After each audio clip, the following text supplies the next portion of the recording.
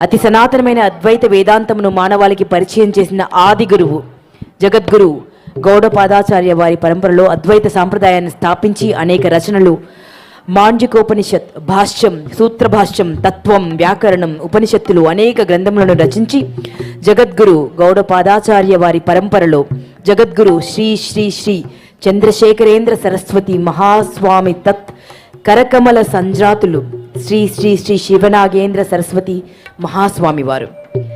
పూజ్యపాదులు దక్షిణాదిలో జన్మించి ప్రస్తుతం కాశీపీఠం శ్రీ లింగ మహాసంస్థానానికి అధిపతులుగా ఉన్నారు. నిత్యం మఠం పరంపర గురువులను అనుసరిస్తూ నీలకంఠేశ్వర, రాజరాజేశ్వరి, రేణుక పరమేశ్వరి దేవి వార్లను అర్చిస్తూ సనాతన ధర్మ పరిరక్షణకు గత 18 సంవత్సరాలుగా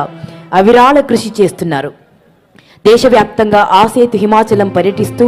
అనేక ధార్మిక, ఆధ్యాత్మిక